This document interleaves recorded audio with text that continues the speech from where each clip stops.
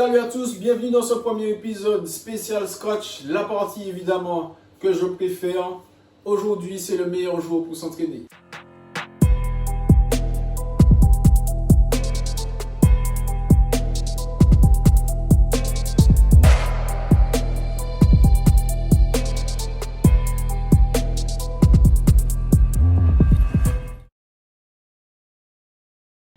Alors aujourd'hui, on va parler baby scratch.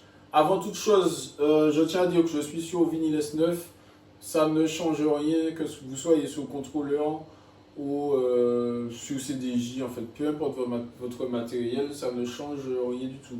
Les mouvements sont les mêmes. Donc voilà, l'entraînement est pareil, les exercices sont pareils. Ça ne change rien, pardon. Alors, on va avoir une petite configuration sur la courbe du CrossFader. Donc, sur Serato, on va aller dans les préférences, ici, en haut à droite. Alors, vous avez pas mal d'onglets ici. On va aller dans Mixeur et on va s'intéresser à la courbe du CrossFader. Rapidement, la courbe du CrossFader, en fait, c'est, si vous voulez... Alors, on va imaginer que le deck A, votre deck A joue. Donc, vous avez un son qui joue à gauche. Votre CrossFader est complètement à gauche.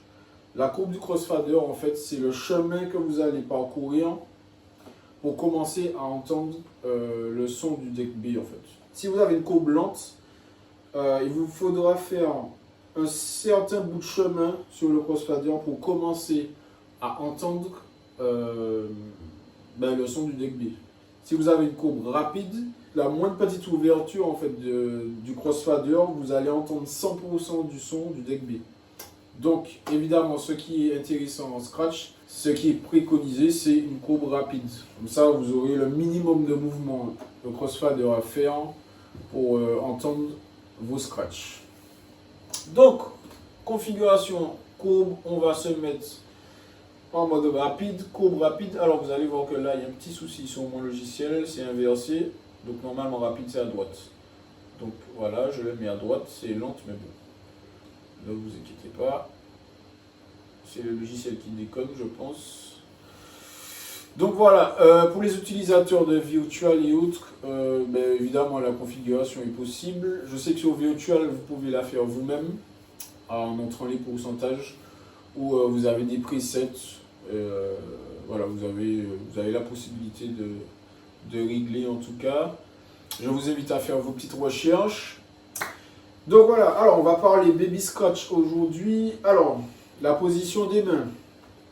Moi, je me place vers l'intérieur du deck. Donc ici, intérieur du deck, extérieur du deck. Ici, intérieur, extérieur. Donc si vous êtes à droite, à l'intérieur, vous allez... Alors, on va se placer d'abord en début d'onde. Voilà, on se met au début du morceau. Vraiment au début. Alors, le mouvement, c'est... On pousse, on tire. On essaie de revenir toujours au même endroit pour pouvoir enchaîner derrière. Donc le baby scratch, c'est ça. On pousse, on tire. Un aller, un retour. Donc si vous êtes à l'extérieur, vous allez faire l'inverse. Vous allez tirer puis pousser. On tire, puis on pousse. Pareil pour le deck A. Vous allez pousser puis tirer. Bon, je vais mettre avec le son, ce sera plus pratique. Pousser puis tirer. Si vous êtes à l'intérieur, vous allez tirer puis pousser. Donc voilà, chacun se positionne comme il a envie, comme il est à l'aise. Et voilà, en fait, chacun son positionnement. Il n'y a pas de positionnement conseillé, il n'y a pas de bon positionnement, mauvais positionnement. C'est vous qui voyez comme vous êtes à l'aise, comme vous le sentez. Je vous conseille juste, si vous entraînez, si vous voulez entraîner les deux mains, alors entraînez successivement une main puis l'autre. Pourquoi? C'est pour ne pas avoir de retard sur une main comme ça. Après, si vous voulez entraîner les deux mains, vous n'êtes pas obligé. Mais en tout cas, je vous conseille, une fois que vous avez fini d'entraîner une main, entraînez l'autre. Pour avoir la même évolution en fait. Tout simplement, moi j'ai commencé à la main gauche à scratcher que d'une main et quand j'ai voulu entraîner ma main droite, en fait j'avais énormément de retard Donc voilà, j'ai perdu en gros 1 an et demi non-stop sur ma main droite pour essayer de rattraper le retard. Mais bon, c'est pas encore ça. Donc voilà, si je peux vous donner ce conseil-là. L'exercice consiste à quoi? On va mettre une loupe sur l'instrumental. Donc on va mettre une instrumentale d'un côté et on va s'entraîner de l'autre côté. Donc on a notre boucle. Alors j'ai pris un instru à 90.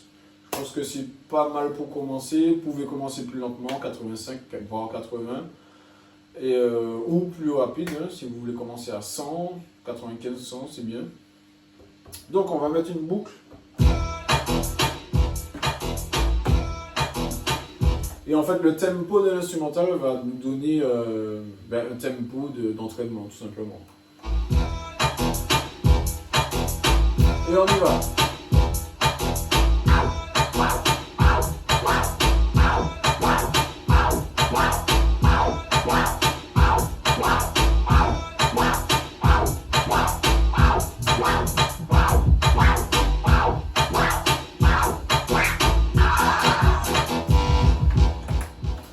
Tout simplement. Alors, je vous conseille de faire ça pendant 5 minutes non-stop. Vous laissez la boucle tourner, vous restez 5 minutes sur le mouvement. Oui, alors, pas la peine, vous avez bien vu, pas la peine d'aller chercher trop loin. Il faut que vous soyez à l'aise sur le mouvement, donc ça ne sert à rien d'aller vous déboîter le poignet, voire le coude. Donc, veillez surtout à avoir une bonne régularité de mouvement pour avoir le même mouvement. Du coup, si vous avez le même mouvement, forcément, vous aurez le même son. Vous aurez un son régulier, donc vous aurez un baby scratch intéressant. Donc voilà, une fois que vous avez fait vos 5 minutes, vous pouvez accélérer le BPM. Soit vous accélérez le BPM de l'instru, vous pouvez changer d'instru comme vous voulez. Moi j'ai pris ça parce que bon, c'est la première instru que j'ai trouvé à 90. Donc vous pouvez accélérer par la suite de 5 en 5, de 2 en 2, si vous n'êtes pas très à l'aise, de 3 en 3, de 4 en 4, de 10 en 10 si ça va pour vous. C'est vous qui adaptez votre exercice, hein. Chacun adapte comme il peut, comme il veut. Et voilà, je tiens à dire quand même que c'est un exercice qui m'a été donné par DJ Wine, big up à toi. Voilà pour cette vidéo, on a vu le placement, on a vu la configuration, on a vu le baby scratch, la courbe, je vais vous expliquer rapidement ce que c'est. N'hésitez pas à faire vos petites recherches personnelles. Bon, je vais vous faire une petite démo pour vous montrer ce que ça donne, hein, baby scratch. C'est parti.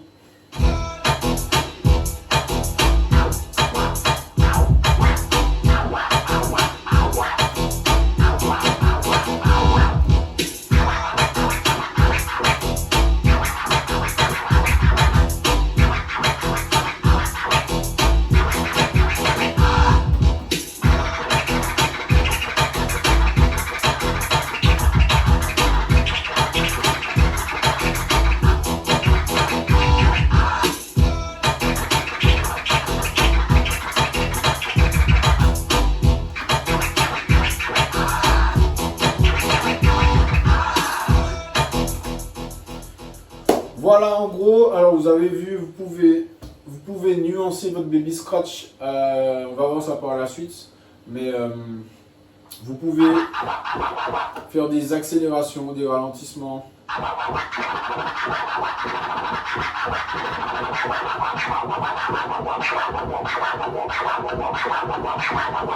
Voilà, le baby scratch est intéressant parce qu'on peut, c'est un mouvement facile à apprendre et il y a pas mal de nuances à faire.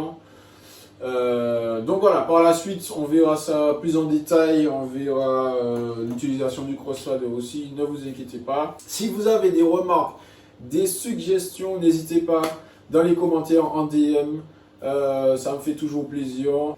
Si c'est de la critique constructive, je suis preneur aussi. En tout cas, j'espère que tout ça vous sera bénéfique. Je vous souhaite de vous entraîner ardemment et on se donne rendez-vous la semaine prochaine.